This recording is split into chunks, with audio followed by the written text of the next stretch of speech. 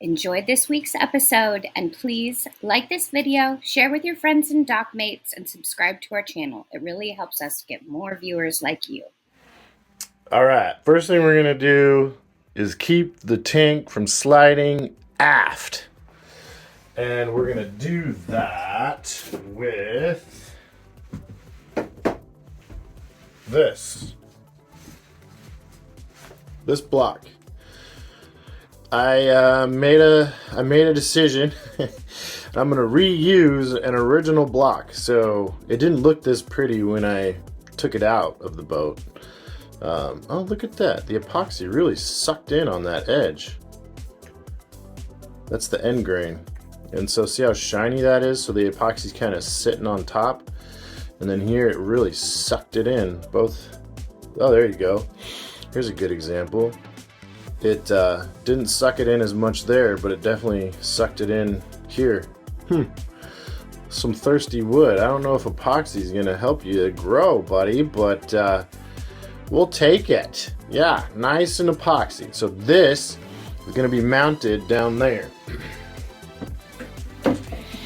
Let me move the tank out of the way. So I've got these 2.5 inch 3/16 stainless steel screws with a square tip. I do like the square tip. I also really like the star tips too. Let me show you those.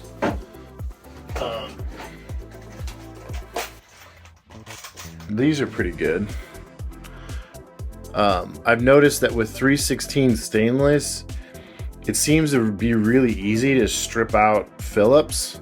But this star is, I guess maybe because it has a lot of surface area. Now, here's a confession. I am using these. I know. You know, you normally see me opening McMaster car packages. But when I saw this giant package for like $30 at Home Depot, I was like, okay, I kinda gotta do it. I gotta do it. But look what it says. 3/16 stainless steel. So that is what I'd buy from McMaster anyways. And this was $30 for a pound. I don't hate it. And it's a lifetime warranty. So if our boat sinks, we'll just call Deckmate and say, hey, why did our boat sink? Lifetime warranty, please. But anyways, so I've been using these to like fasten down, like down here into this way. I've been using them. And so far they've been really good. Who knows if they're going to hold up, but if they do say 3/16 stainless steel, I kind of put a little more trust into it. And yeah, but these are going to be what's for this down here. And what I like to do when I'm installing stuff like that is first mark your block. So it says port, tank, rear, block, and then I have up arrows here. So that way I know how to position this. Also, pre-drill your holes into your material and then hold your material up where you're going to drill it into your bulkhead and then drill it into your bulkhead. And that way you don't need to measure the distance or the height of where your holes go. You're just going through your piece into your mounting place and you call it good. So that's a good thing. Also, screw in your fasteners ahead of time, just to where they come through the backside, just the tip. And I like doing that because now I can take this block down to where I have my pre-drilled holes and I just put these in the holes and it kind of holds it there, and I know it's lined up, and I'm not going to go off center, and I'm not going to drill more holes because I don't want more holes in my boat. So yeah, I'm just using the holes that I pre-drilled. Also, what we're doing today is I'm not just going to put this on the bulkhead just like that. Sure, that might last and might be good, but it's not a Yacht of Love quality. So what we're going to do instead is use some butyl tape. This is Beddit, Beddit brand. It comes from I don't know, this website like marinehowto.com or something. But they say it's good. I don't know if it's good or not, but hey, it's butyl tape. It can't be too bad, right? So what we're gonna do is we're gonna create a little gasket for our piece. And I like to do that by taking the piece and the butyl and kind of just tracing an outline like this, and then kind of double that because we got to go down the other side. So something like that. I do like to use scissors to cut it off because if you try to pull it, if you try to rip it off, it'll pull this and almost pull this and pull it off the paper. So I like cutting it. So now what I do to create a gasket, some people will just, because it's flat, right? See how flat it is? Some people will just put it right on there and call it good and just do an outline.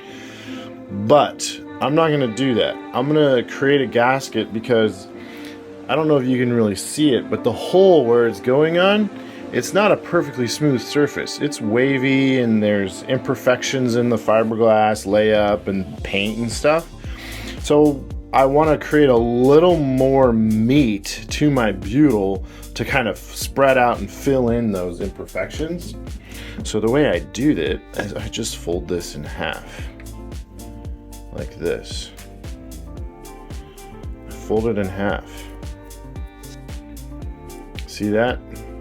I stick the edges together, but I don't pinch it down. I leave it kind of like a hot dog bun, like kind of hollow in the middle, and I don't push it down, but I just fold it in half and gently match the two ends together.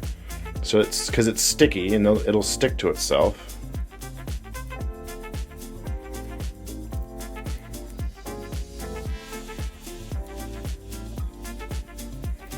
And what I'm doing is, and if you ever go if you go look at your car door or your trunk door seal and you look at your gasket, it's not flat, right? It's kind of bulbous. And that's kind of what we're making here is a gasket out of this. So it's kind of bulbous shaped. See that? And hollow. So that way now I put it on my piece, and again, not squeezing it down, just gently laying it out around my piece. And you're really just wanting to keep the moisture out of the where your screw holes are. So it doesn't need to be perfectly along the edge. It doesn't need to be perfectly out here. You're just wanting to keep anything that falls down or gets in between here from getting to where your screw holes are in your material and your bulkhead.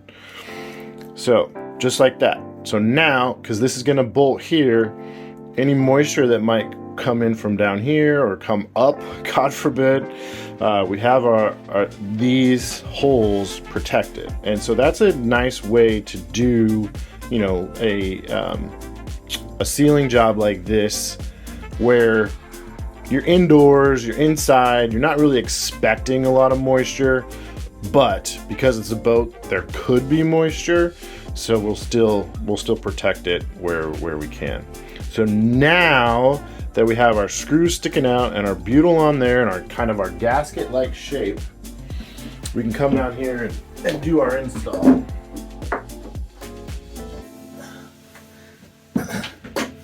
So I just lined up to the holes that were already there. Get one side going. I don't squeeze them down until I have kind of both in there. And then you just kind of tighten them up back and forth together so you get some good contact and the screws are pulling it in. Kind of do that until you feel good and feel tight. So yeah, that's installed. So what that means is now you'll see I'll put the tank down, and if the tank tries to slide that way because you know the boat moves and rocks and heels over and y'all like hems and haws and giddies and cowboys, we don't want it moving too far back because it'll chafe on those bolts there. So we just do something like that. Boom. Now we have a stopper. That is not gonna go anywhere. Nice and secure, two big strong 3/16 screws going into a very solid piece of the boat. Our block is epoxied on all sides, and we've got butyl in case things get a little wet down there. And oh, countersink the screws too. That's what we didn't show you. So you can see on this other one that I made, the holes for the screw will be countersunk. So that way the screw head will go in like so. And then the tank is just rubbing on this epoxy covered wood and not on a screw head where it could cause chafe or a hole. So countersink those to keep your tank off of it.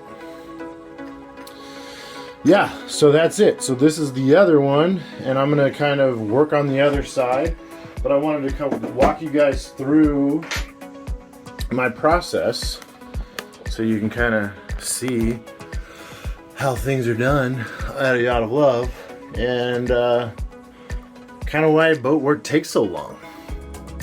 You know, that epoxy I did yesterday, so it had to dry overnight.